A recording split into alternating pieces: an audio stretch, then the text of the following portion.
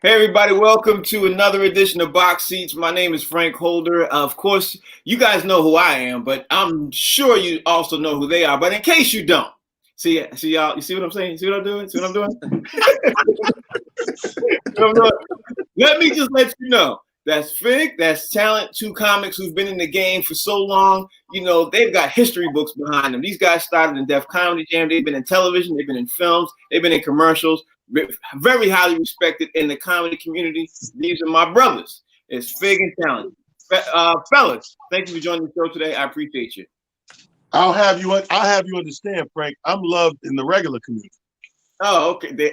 I don't know what I was thinking. You go to any cleaners or Chinese restaurant, ask about me. Shoot, after what we were just talking about, I'm pretty sure. Yes, and I tackle all the fish, and I tackle all the seafood spots and soul food restaurants. I am well. Vic, your Wi-Fi is going out. Hey, Talent, tell Fig his Wi-Fi was going out. It was shaky. It was shaky. Hey, your Wi-Fi was going out, Fig. So you said what? You known at all the Spectrum Wi-Fi spots? What you say? I'm known at all the seafood restaurants and soul food restaurants. That's where they know me. Okay, all right. Well, I want to get, we got to jump into, of course, the NFL, the Major League Baseball, a lot of things to talk about. I really want to talk about the NBA too, because Kyrie Irving said some stuff. We got to talk about that. But let me just get some stuff out the way real fast. Starting out this show by talking about Major League Baseball, because Oakland ousted the White Sox yesterday. They ended a 14-year playoff funk they was in, which is amazing. I think Oakland, let's be honest, I think Oakland only made it because it's a shortened season. You know what I mean? Usually when they start out hot, they usually get cold. But because it was a 60-game season, they were able to do what they did. The Padres beat the Cardinals. The Dodgers finally won with Clayton Kershaw pitching, and he balled out, and everybody was excited in LA land. I wanted to ask you both a question. One question with baseball before we jump into the NFL, because it was a game last night. Dave Roberts is the manager of the Los Angeles Dodgers. Has been for the last couple of years. They got to the World Series a couple of years, and they lost. Question for you, Talent. If Dave Roberts does not win the World Series this year, do you think he should be fired? I hate those fire people questions and everything. But it's the world we live in. If you don't perform, you're gone. Next man up. That's why. No, I understand that part, but what are our parameters? You know what I mean? Like, what are we giving people before we say you didn't perform? Like, you can't just throw somebody in a place and one or two things and go, oh, they didn't perform, fire. That's terrible. Because if we did the actual workplace like that, but I say fire. You know what? You're absolutely right, because I'd be scared to change I'd be scared to change him too, because first of all, he got you to the World Series. You know what I mean? But people are always asking fire. Like, why would you fire a guy who at least got you to the World Series? But Fig, what's your thought? Hey man, I like to just go back to Jim Kelly. Man, he made the 4 Super Bowls and he ain't never won none of them. But they ain't firing him. He retired. So I mean, like, listen, man, you got there, man. The best team wins. You know what I mean? It's simple as that. Just because you got there, baby, that's enough. Getting there is enough. Just keep trying. You'll be all right. Right. Well, before I want to talk about the game last night, the Jets were playing the Broncos last night. Yes, they did. The Jets moved to 0-4, but the NFL just released some news talking about the Titans and Steelers game that was scheduled for Week 4 officially will be played Week 7. And the Steelers and Ravens game moved from Week 7 to Week 8. That news just dropped 20 minutes ago. Obviously, because of COVID situation and things like that. The NFLPA is they're really concerned. They had 2 more Titans players tested positive this morning. The NFLPA is going to Nashville. Before we even talk about the Broncos Jets game last night, Talent, do you think there's a lot more going on behind the scenes and the NFLPA is letting us know? Absolutely. I mean, that's what every organization, we get from the White House down to sports, baby. Like they got to force feed you in little increments of information, because what the president said, he didn't want panic. I think it's the same with sports. But when they made that decision to go forward and play during this pandemic time and this quarantine stuff, I think you're going to downplay it. You got to give them something. It's not a perfect world. You're not in the bubble. It's not going to be perfect. But let's give them the numbers that people could go, oh, and not cut the line. So I think they're going to, this whole season is going to be a little bit of that, give and take. You know what I mean? So we stay in a certain place mentally. Right. Craig, do you think the NFLPA and the NFL itself is also trying to, I don't want to say use the word cover up because that's not a proper word, but do you think there's stuff going on more behind the scenes, literally, that they're letting us know about? Because as I said, the game is the NFLPA never goes to on site to where the players are playing. They never do. It's first time. So what's your thoughts on this? Well, man, look, we've never been in a pandemic before either. True. You know what I mean? So, but then again, I think they're doing damage control and they letting things out just in like little increments, just a little bit at a time, just little bites. Oh, this happened, that happened. You know what I mean? You don't throw the whole load, you know what I mean, on a person, and then say, all right, now deal with all of it. You can't throw it all on the people. People panic. And then people talk about canceling all the games and stuff like that. So live about a little bit at a time. Oh, it was just one person. And come back down. It was two more. Next thing you know, it'll be a whole team. Right. I think there's a lot more players going to test positive the next couple of days, and they even willing to tell us. Because, how are you going to get there's 13 people in the organization total, and that found out in the last 4 days, 13 people. It's just a little shaky to me. Let's talk about the game last night. The Jets fell to the Broncos. Now, talent. I will say this. I watched the Jets game and everything else. The Jets played better than their 0-4 record seemed to show you. You know what I mean? Like I don't want to say they balled up, but they played a lot better than I thought that they would play. I haven't seen the Jets play like that in a long time. But still, everybody's talking about Adam Gase should be fired right now. And maybe because they want to fire him because of 0-4. Do you think they should fire Adam Gase? I think it's the wrong thing to do right now. I don't think they should, but they don't listen to me. I wouldn't have fired Todd Bowles. But here's the thing. We in this cancel culture society. You got a limited time to perform. I think you at least now, you leave them there this week. Because remember, this is close to 4 games. 4 games is your preseason. I think in the next game or two, you make your decision. If you can't put together a win and get these next 2 games, then yeah, absolutely. Right. Well, what you think, Vic? I felt the pressure when Talent said you only have a limited time to perform. It scared me.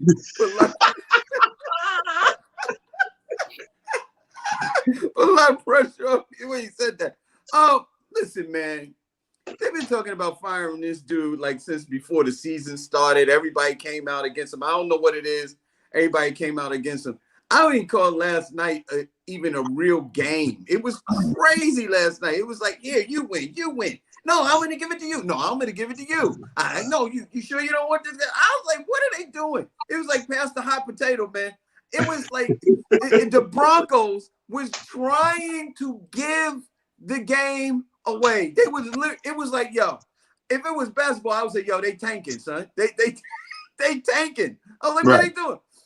Yo, they gave away so much stuff, and like the Jets just could not capitalize on it. They got decent pieces, you would think. I'm looking at the game. They played decent. You can't fire the players. So who falls on the sword? It's like Doc Rivers. The coach got to fall on the sword because you can't get rid of your players. They played decent, man. They looked like they should have won that game last night. I was surprised that they didn't, because I looked like Denver was giving it away. Right. Honestly, I thought before I saw the Jets play last night, I thought they were tanking the season for Trevor Lawrence. I literally thought that's what their thing to do. But they got Sam Darnold. You know what I mean? They got a really good quarterback. So then I saw the game and I'm like, they're not trying to tank for Trevor Lawrence. I don't think they give a damn about Trevor Lawrence. I think they're trying to ball out and literally trying to win. But here, something else too. Last night after when the game ended, I'm not sure if both of you watched the game to the exact end. I did. Now the crazy thing happened.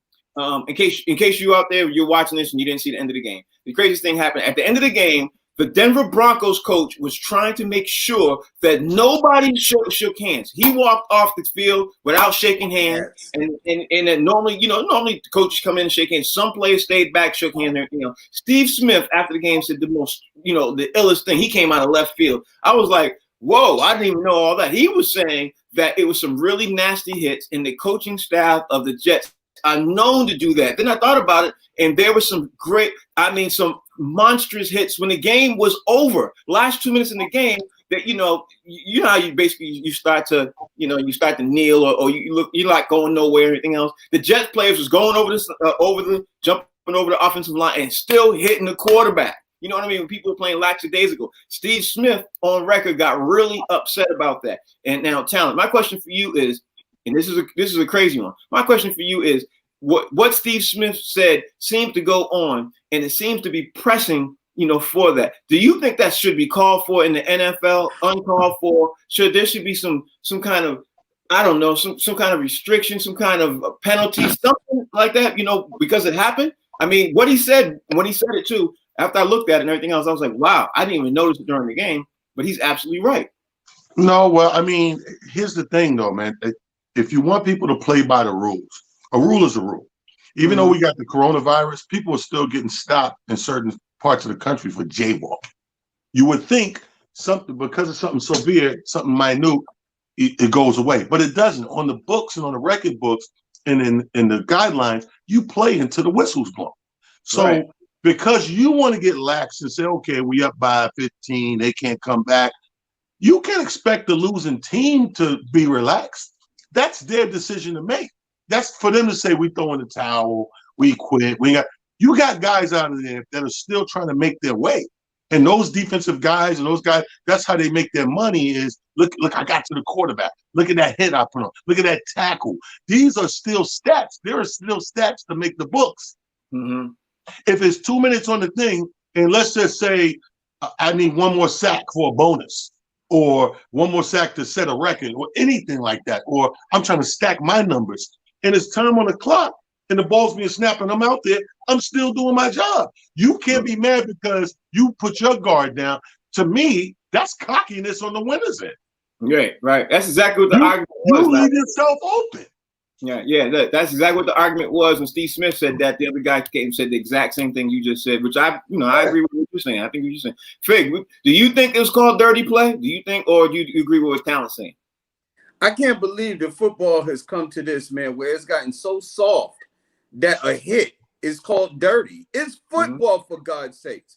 It's the nearest thing that we have to, it's with modern day gladiators. Like, what are they talking about? It's football. Did you see what they did to Sam Darnold in the game where they grabbed when they sacked him and a guy grabbed him and threw him down on his shoulder, almost knocked him out of the game? Mm-hmm. Was that dirty? No, it's football. That's the name of the game. It's football. It's hitting. That's what it is. If you take that out of the game, then you might as well play tennis. You know what I mean? Make it a tennis match. It's a football game. I don't think it was dirty. The thing is that, just like Talent said, the NFL, these guys have contracts. The average player plays for about 3 to 5 years. That's your window of opportunity to make the most money that you possibly can on the NFL field. And these guys, they don't have guaranteed contracts. Their contracts align with incentives. So you got to make your incentives if you're going to make any money in this game, especially if one of those like underplay, like one of the lower players on the totem pole. Right. You got to do what you got to do. Guys should understand that. Okay. I want to circle back to the NFL probably a little later. But let me just ask well, you know what? Let's just move on to the NBA because time is moving. Before we talk about Doc Rivers getting hired, news just dropped this morning that Tyronn Lue is interviewing with the Rockets and the Pelicans. Now, Talent, do you think, because those were two jobs that everybody was looking at Doc Rivers for, now it's Tyronn Lue. He's the guy who everybody's looking at. And I think, in my opinion, the NBA ownership and everything else, they go after who the hot guy is for the moment. Instead of, like there was a list that I gave you guys yesterday. They go after the hot guy for the moment. But let's talk about Tyronn Lue with the Rockets or Tyronn Lue with the Pelicans. If you're Ty Lue, Talent, do you take the Rockets job or do you take the Pelicans job? I take the Pelicans job. And for the reason being, he's a young coach. He's very close to the game age-wise, and you have more young players to be developed on the Pelicans as opposed to walking in somewhere with like veterans like Harden who are going to try to run the coach. I think coming back this time around, he's already been in that position to be with a superstar player that runs the coach. He needs to now go and make some coaching bones on his own. And I think the place that has room to do that would be the Pelicans as opposed to Houston with these all-star, superstar players you're gonna be right dump back into they running things, and they can decide your fate. You can go over there and make your bones right now. That's very true. Fig. Yeah, man. For a lot of different reasons, man. I would not take a Houston job, man, with James Harden and Russell Westbrook over there, man. And I don't know who's making the decisions. I'm still harping on the fact that they got rid of Clint Capella. I'm like, my God, this kid was a monster, man. He was the reason that Houston almost beat Golden State that year, man. Clint Capella was damn near unstoppable. And then you trade him. He was young. He wasn't making a lot of money. I'm like, I don't know what the mindset over in Houston is, but it doesn't make nothing over there makes sense to me. And I wouldn't want to. I wouldn't want to coach prima donnas. He got a better chance in New Orleans with those young players who are very talented. They got a Zion. They got Ingram. You know, they got Ball. They got Josh. They got a bunch of players over there, man. And if you could galvanize that group, you could turn them into something really special, because they all of those guys are every year. I've seen an improvement with the exception of Zion, because he's a rookie. But all the rest of those players, I've seen great improvement on all of them every single year. I would go there because they look like they're just about to take that next step. Right. Yeah. Yesterday we actually the last couple of days we've been talking about Doc Rivers and where he should go and everything else. And we, at the word has been leaning towards that he was going to take Philadelphia. Everybody here was thinking that Philadelphia might not be the best fit. Well, Doc took the job, Talent. Do you think that A, it's the right job, and B, when he takes over the job, what's the big changes you expect him to see him do with the Philadelphia 76ers? I think he's going to come in there because you know how we've been talking about moving chess pieces. Yep. I think Doc is one of those guys that's like us. He was looking from the outside, looking in there and thinking what kind of chess moves I can make. Because I think he's an established coach. So what he's not going to do is just come in as is.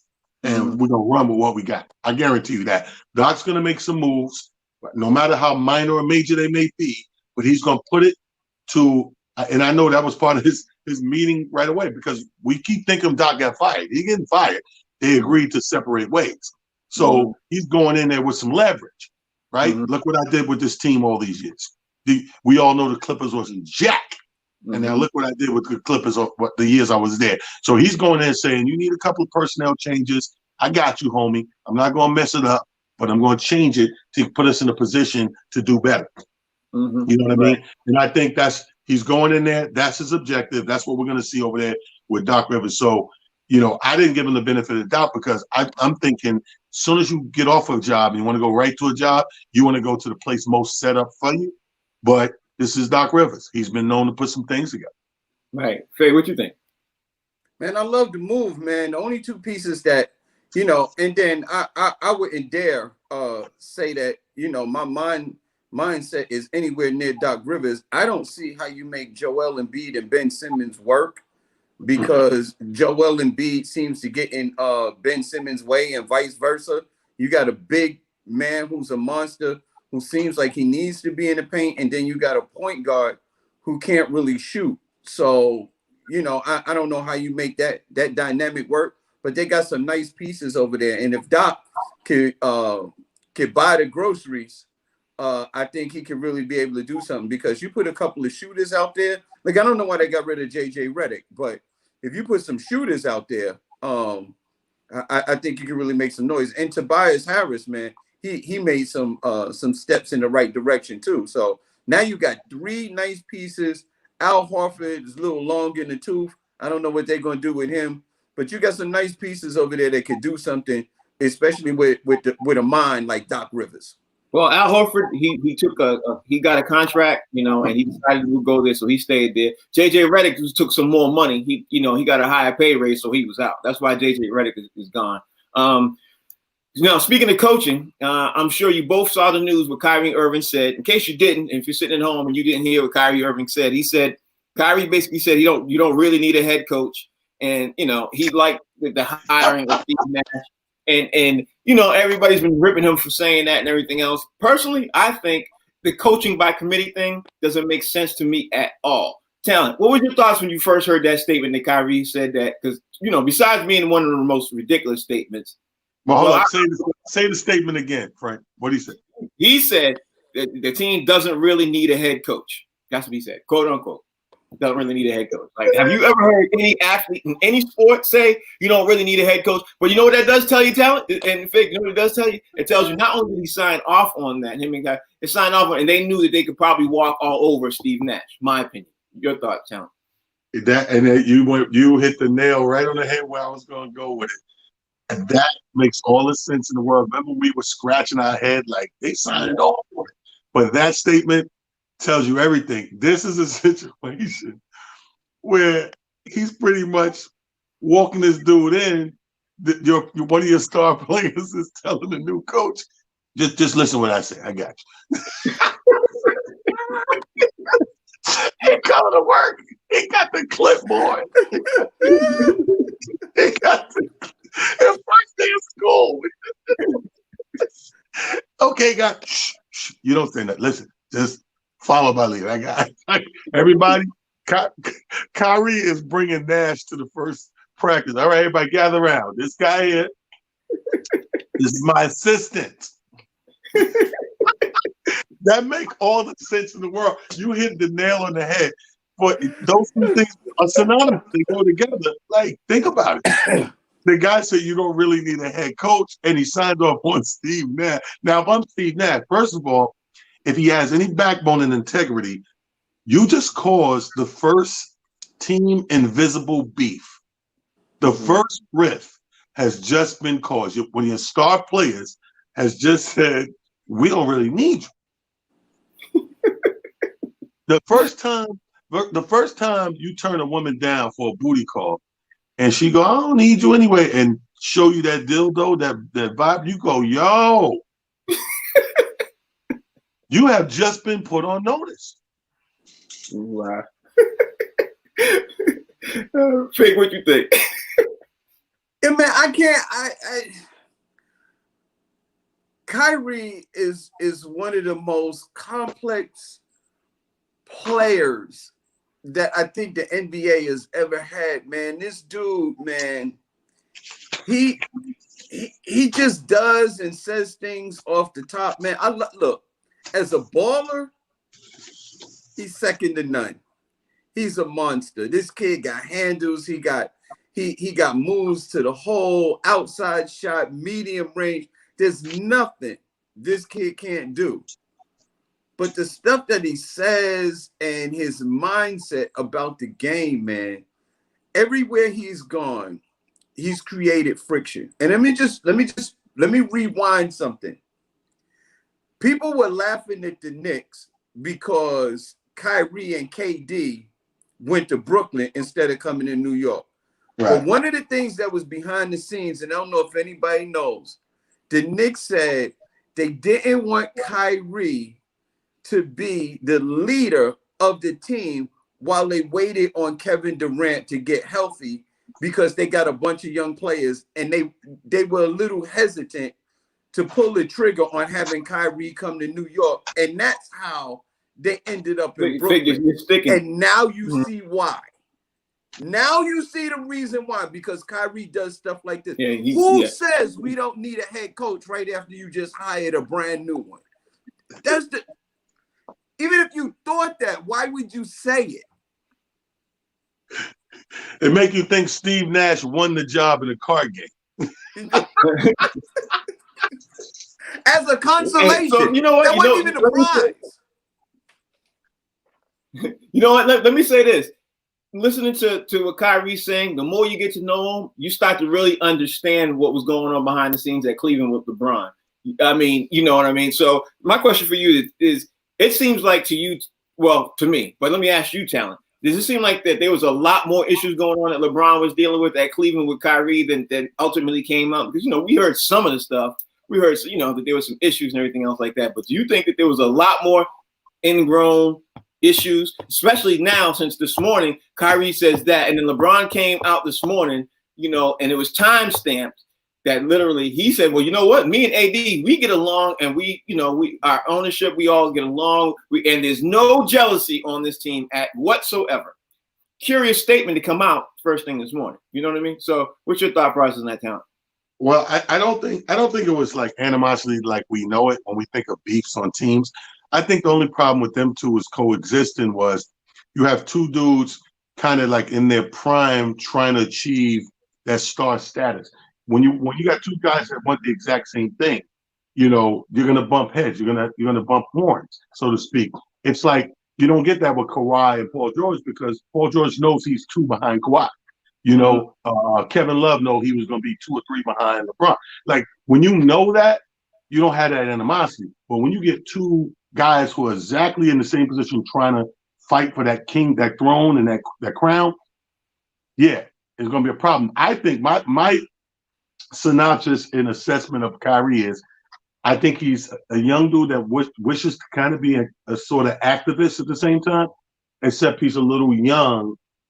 You know what I mean? So like what he wants to be, he's not ready to be, but he wants to be it. But Talent, let me just interrupt you. Say this: the key phrase he said was jealousy. You see what I'm saying? So why would LeBron pick that word to say that and then say it out this morning? You get my point? But no, because listen what I just said. It matches. Like, okay, Frank, if you got to realize most blacks, let's keep it real. Most of our people believe for me to come up, you got to go down. We don't believe in doing this together most of the time. We have that crab in the barrel syndrome. So if these two dudes are striving, whatever, they're locking horns. Each time they lock horns to the person you locking horns with, it comes off as jealousy. You jealous of me. Why are you competing with me? Or why are you trying to be better than me? Or why you want to be above me? You must hate me. So it's going to come off to you as envy and jealousy. That's all it could be. And when it's really competition, the only reason it looks bad and turns into jealousy is because we're doing it on the same team. I hear what you're saying. I see exactly what you're saying. That makes a lot of sense. Fig, what you think? I mean, let me just say this to you. I'll say it again. LeBron came out and said this exact phrase using the word jealousy, saying we get along. You know what? We get along and there's no jealousy on our team. I thought that was, and everything Talent just said now, I understand what he's saying. It makes a lot of sense. But I will say this. It's a curious statement for him to say that after Kyrie said what he said like that. Wasn't that like kind of a curious statement to you? I mean, what's your thoughts? Man, LeBron is no stranger to coded messages, you know what I mean, on social media. But here's the thing. Right. Let's do it again. Let's do a little history. Kyrie was the man in Cleveland. Now, they wasn't winning a bunch of games, but, they didn't have a great team. You can't, that's no knock against Kyrie's talent. You know what I mean? They didn't have a great team. So now all of a sudden, LeBron is coming back and you the man, and now LeBron is the man, and you got to play second fiddle when you really wanted your own team. So that's now all after I'm saying. That's all I'm saying. That's all I'm saying. And now after the championship, when Kyrie hits the winning shot, he feels like, okay, I've proven myself. Now with the Cleveland organization, give me the same treatment that y'all giving LeBron. And the organization says no. He says, well, then trade me. He said, if you're not going to treat me like his equal, and my talent is just as good, I can shoot, I can score, I can do all of this stuff. You see, I'm the man. You either treat me the same way or let me go so I can go get my own team and get the treatment that I want. I get where the man is coming from. You know what I mean? I don't know if he has the mentality to lead a team, but one thing is damn sure. He got the skills. And I'm going to tell you this. LeBron wouldn't have decided to go back to Cleveland if Kyrie wasn't there. Let's make that perfectly clear. If he was a bum, there's no way in the world that LeBron James goes back to Cleveland. Let's not mistake that. Yeah, but he made that LeBron went back. But that's not the topic. The topic, let's be honest. I know. I understand. But my thing is, the reason that I said that is that I'm trying to reinforce the fact that Kyrie has skills, and everybody in the league knows that he's an elite player. That's my point. But that was a great support of what we were saying. I think it was an extension of what I was saying, explaining the whole why he would use the word jealousy thing. It's the same situation OKC with a Kevin Durant. You don't think Kevin Durant looked at Russell Westbrook like, yo, you jealous of me. Like, we watched so many crucial games in the end when KD's supposed to be the go-to guy, and Russell said, the hell with that. Right. I'm just as good. And I'm going to go, you can't tell me those guys at some points in their careers playing together didn't look at the other one and say, yo, why you jealous of him? Or thought they was jealous of him. Yeah, because they could have stayed together and won a championship by now. What the one thing is that, but here's the thing. Russell Westbrook is not on KD's level. He never was. He never will be. You're supposed to, if you're Russell Westbrook, you're supposed to defer to Kevin Durant because Kevin Durant is all world. He's that dude. Russell Westbrook can't hit the broadside of a barn 9 times out of 10, and he's taking shots that he's not supposed to take. If Russell Westbrook would have deferred to Kevin Durant, they would have won championships. Guaranteed. Yeah, and James Harden was coming off the bench. Let's be honest. They had 3 of those dudes on the same team at the same time. Like, I don't, look at them now. And none of them have won an NBA. Well, KD has now. He went to a Golden State. Let me ask you this. Let me continue on with the Kyrie conversation. Do you think once KD KD and him are supposed to be boys, but once you think he's around him and they together and they together for a long period of time and everything else, do you think that the team is going to stay in cohesiveness, or do you think they're going to implode? Because I'll be honest with you. Let's be honest. Let's just look at the track record. Everywhere Kyrie has gone, everywhere he's been at, there's been issues. So do you think it's going to be some issues along the line with him talent, or do you think they're going to go along straight ahead and win the NBA championship and they get past all the stuff? What's your thoughts, talent? I don't know if they're going to get a championship, but I think that they're going to play some super basketball together. For some reason, I think this duo is going to work together because their games complement each other too much. Kyrie is a break it down, got to double team me at times, take it to the rack. Who could I dish to? And the best wingman swingman is KD.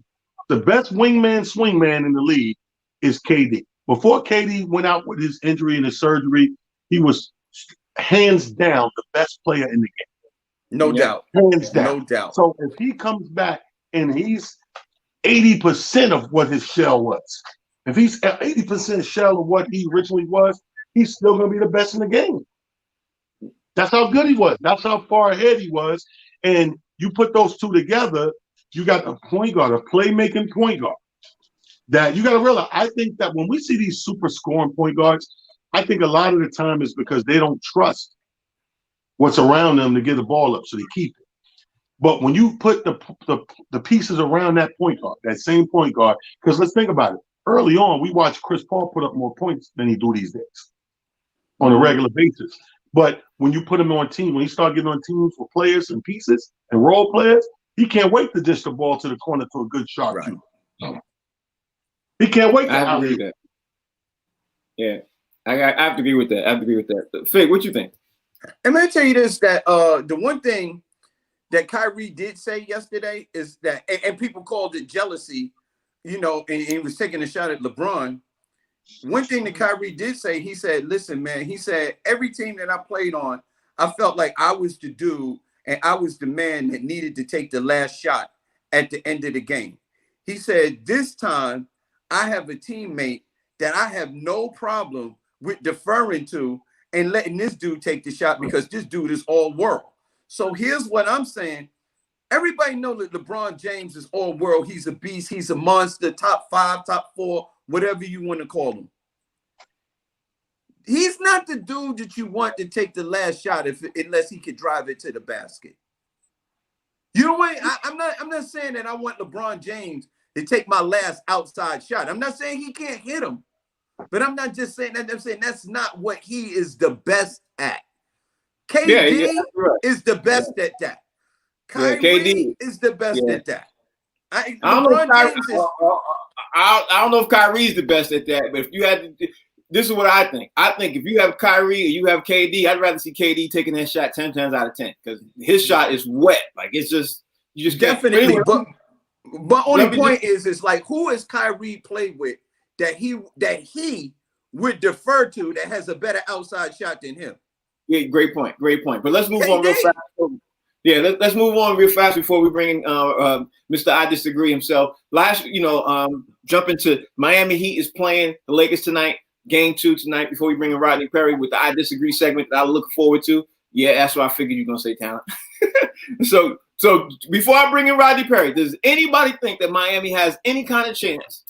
Talent, do you think Miami has any kind of That's it. What? What? No chance, huh? Let me tell you something. What did I tell you before? I said if game 1 it was going to be the regulator of the sweep I believed in or not. And I'll be honest with you, that first half, I said, oh, this ain't gonna be no sweep. I think I was wrong. Couldn't hold on to it.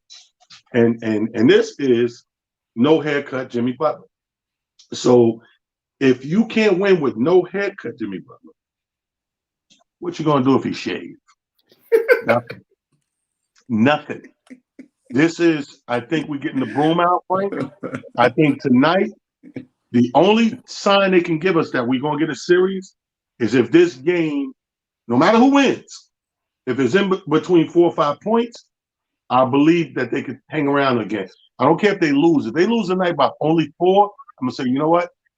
Miami's doing that plan. I said they're going to do that chip away and get back in it. But if it's another debacle, like we just seen, it's over, La. Yeah, I can't even disagree with that. Fig, what you think?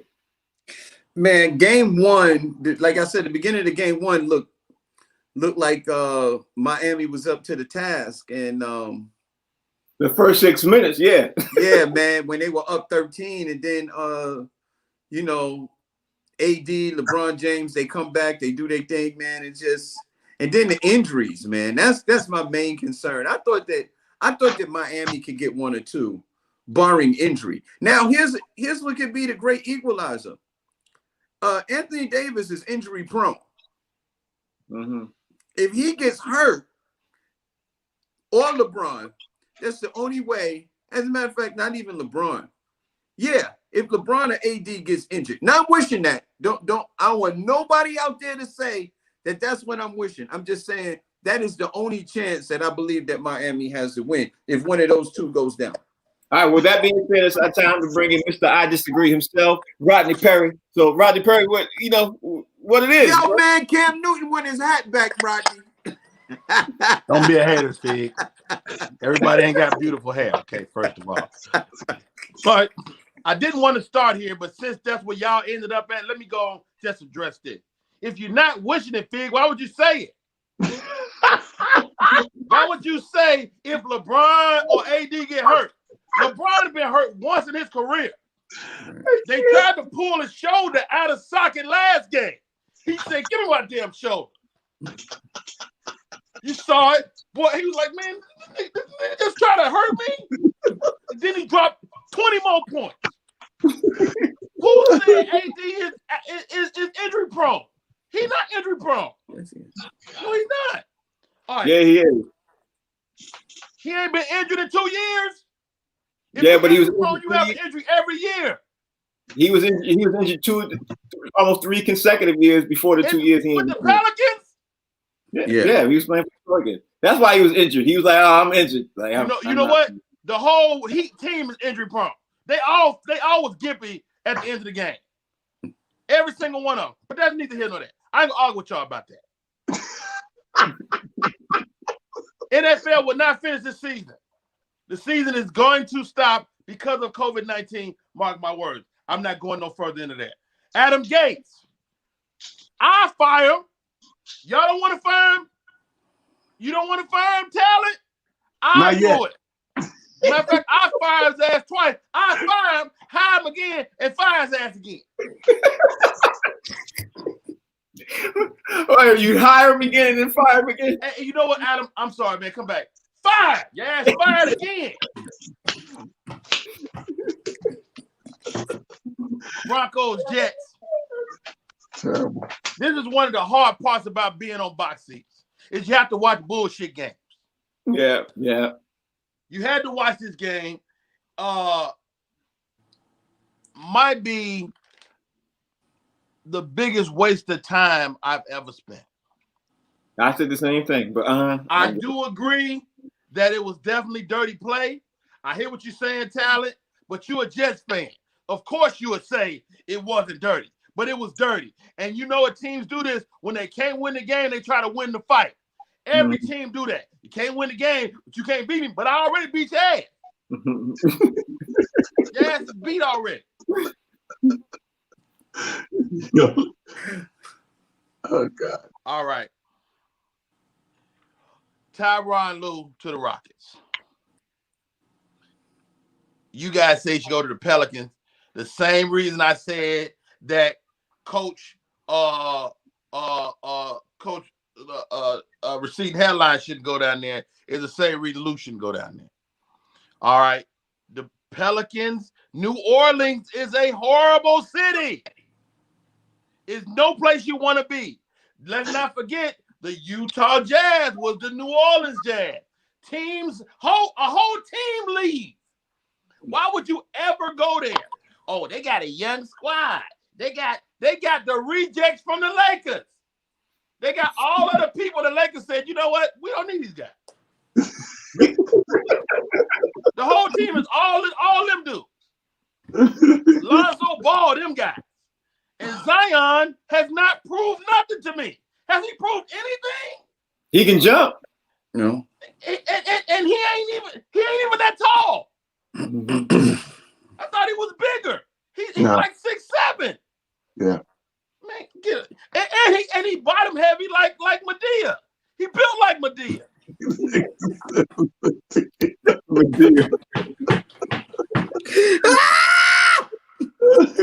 Man, it's crazy. I like Doc in Philly. And you asked Frank, what could Doc do in Philly? He's gonna beef up their defense. Mm-hmm. Okay, let's not get bogged down in what they used to be, right? That all like the question yesterday: coaching versus great players. Coaching matters. Let me tell you something. Doc Rivers get out in Philly. That's gonna make a big difference for those young guys. They are definitely gonna respond to him, and you're gonna see a point guard and Ben Simmons get better. And Embiid, you're going to see him get better. And then you're going to see them other guys around them become even better. Write that down. All right, let me go to my next page. What the hell do buy the groceries mean? What? Oh, I mean, pick your players. Like you gotta you the one whose job is on the line, and you got just players out there. At least you could do is be able to pick them. Pick the players that you want on the team.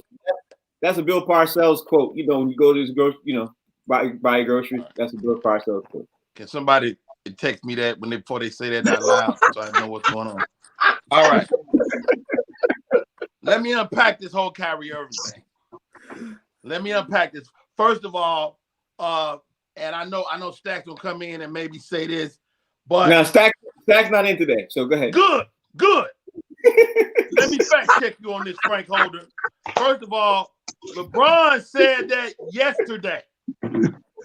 LeBron in the presser yesterday, LeBron said, me and AD, we have no jealousy. He said that. He didn't say that this morning. He didn't say that post Kyrie's comment. Oh, and that makes a difference. Yeah, it does. All right. My biggest issue with all three of y'all today, the reason I disagree the most is y'all keep calling Kyrie young. Kyrie ain't young. Kyrie, nigga, 60. He been in the league his whole career. He was with Cleveland 15 years. How about this? Kyrie need to shut the hell up. Kyrie need to shut the hell up. You talking about the guy that couldn't play with LeBron. He got a ring with LeBron, wanted to get his own team. Frank, what'd he do? Go to Boston and fuck up that team. Excuse my language. Yeah, he did. He went to Boston and he was horrible. Yeah, he did. Kyrie wants to be a leader. And LeBron said the young man was jealous. He was jealous because what? He's not a leader. He's not a leader. If he was a leader, he'd have made some headway in Boston. So you leave Boston. You go to the Nets. What the Nets say? You just said it. The Nets say, well, if KD ain't here, we don't want this little motherfucker in charge.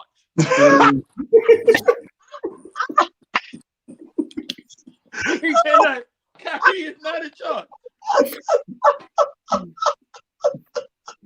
Fig said it all.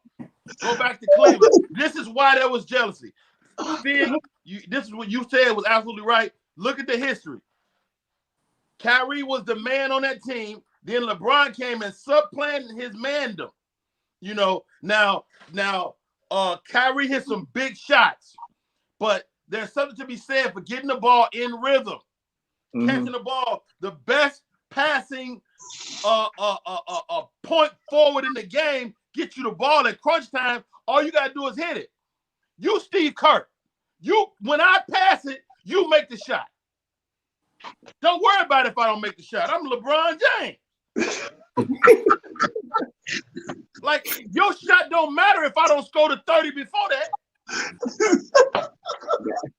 That's a great point. It's a horrible point.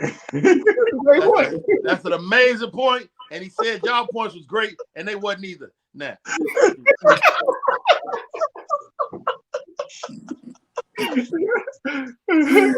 Oh, man. We look at the game tonight, Miami versus the Lakers. I can't pick Miami, but I think they're men. Like, they might be the most manly squad in the league right now, even more than the Lakers. And I think just being a man, they're going to come out and fight. They might mess around and win the game. If you look at the series like a real series, they was traveling, the Lakers supposed to win these first two. They're supposed to. It's a 7-game series. You win your 2 home games, and then you go on the road. All right. So the Lakers supposed to win tonight. Right. If Miami can find a way to get a win, get some hope. Miami need hope. Keep hope alive. Miami need a girl named Hope. They need Jesse Jackson. They need. I'm calling Hope Flood. Telling you said that they need Hope Flood. I'm glad you said it. Thank you, Frank. I'm telling you, they need some faith, serenity, prosperity. They need a lot of things to happen.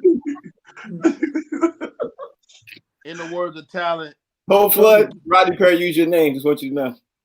Go ahead. Please let her know. You know, and I'm talking about the old Hope Flood too, not this new skinny Hope Flood.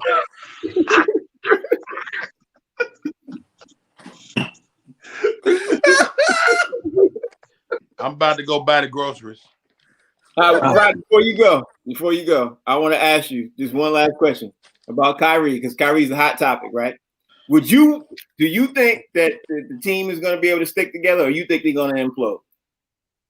The Brooklyn Nets. Yeah, you think they're going to implode? Because I got to run and bet with my boys. I think they're going to implode before the season's over. I think they're going to implode because they were starting to implode with just Kyrie and the young boys before KD got there. That's what I think. Now, this is going to be KD's biggest test. Now, one of the problems with KD, we already said Kyrie is a suspect leader. Well, so is KD. Mm-hmm. He's quiet. So is KD. KD is a suspect leader. KD had a chance to lead in OKC. He didn't. He got off the train. KD was not a leader in Golden State. He didn't have to lead. The team was already in place. We have never seen KD lead. Let me tell you something. Great players lead people and make people better. I agree with you, Frank. They will implode, not just because of Kyrie, but because of KD as well. They're going to win some games because they just good. Mm-hmm. They just good. They're going to win some games. And winning, they can win enough games. Winning could make this whole concept go away. But if they lose 3 games, they're going to fall apart. Well, let me say this. Let me say this, Mr. Perry. You say it. Say it. Is it me or does your camera looks crystal clear today? It's the new hat.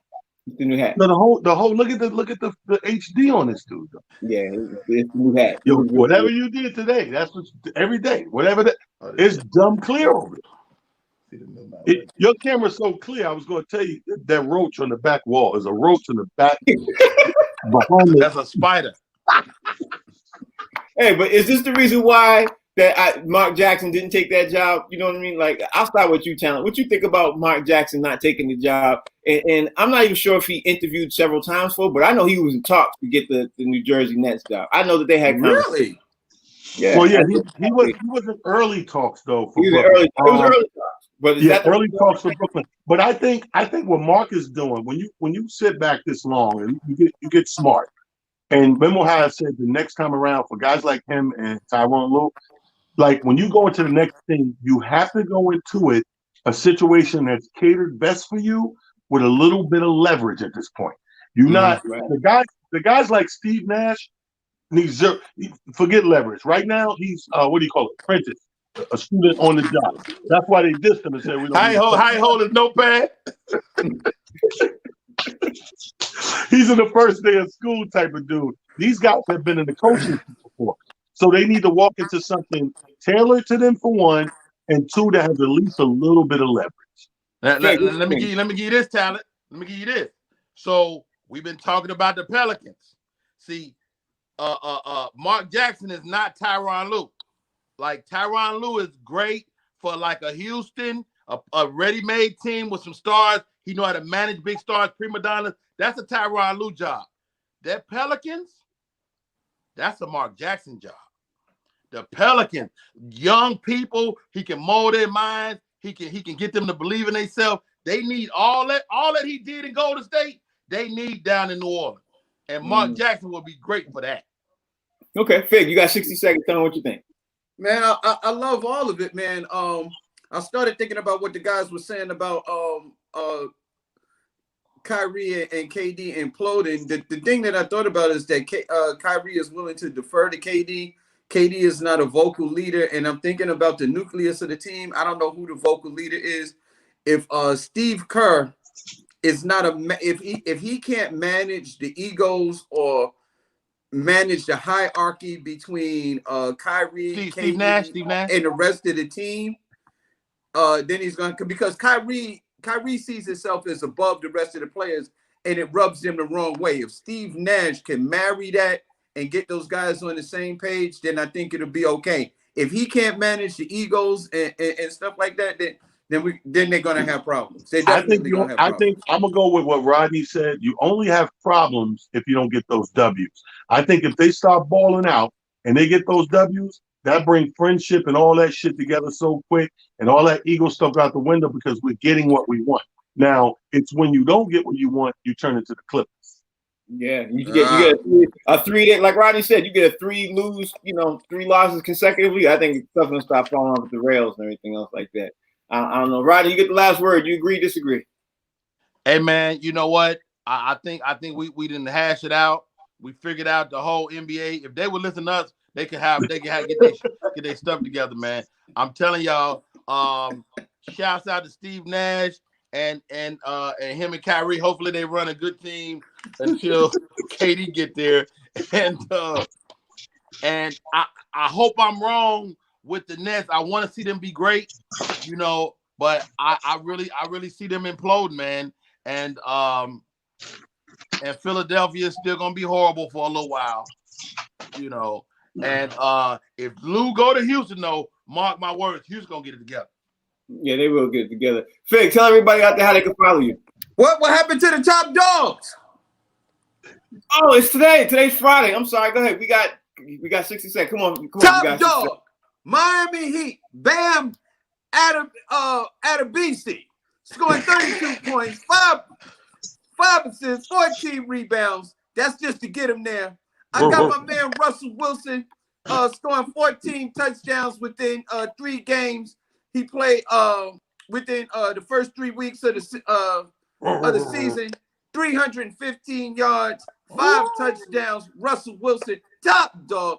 Aaron Rodgers winning on experience alone. 283 yards, 3 touchdowns, pulling the team off the line with the hard count. That's nothing but pure experience. My man Aaron Rodgers, Patrick, that dog, my homeboy, 14 touchdowns, 3 games. Man, dismantled the Baltimore Ravens. We thought it was going to be a knockdown, drag-out fight. Patrick Mahomes said, "Not today, baby." Took it over. Last but not least, I got to give credit where credit is due on game number 1 between the Los Angeles and Miami. My man, Anthony A.D. Davis with 34 points on 11 of 21 shooting, 9 rebounds, 5 assists on 38 minutes of work. A.D. top dog. The brow, baby. Hey, I got one more top dog. I got one more top dog, Frank. Figs Barber. Top dog of the week. Figs Barber. He took it from a high top fade to back to the curly top. Well done, sir. Fig, tell me how they can follow you. You can follow me on all social media platforms. Comedian Fig. That's that dude right there, man. And if you don't find me there, check Talent's page because I'll be hanging out over there too. All right, Instagram, y'all, Talented Comedian. Twitter, It's Just Comedy. Facebook, King Talent. Holla at your boy, man. What up, Rodney? And the website, RodneyPerry.com. All social media, Rodney Perry Live. And I see y'all. Raleigh Durham, I'll see y'all next week. I'm coming to Raleigh Durham, do some stand-up. Man, we need to find out where you got that hat from, Rodney. Just, we find out. I got you. You guys find that out. Fire. That's Fig, that's Talent, that's Rodney Perry. You're watching the show called The Box Seats. We're on the Humor Mill channel where you can download the app. You can tell a friend to tell a friend. You can call your cable service provider. We'll see you Monday, every day, Monday to Friday, 1 to 2. Y'all have a good weekend. Make sure you tune in to us. We have a great show. Can't wait to find out the guest who is going Monday. We're going to surprise you. Stay tuned. If I had to put money on it.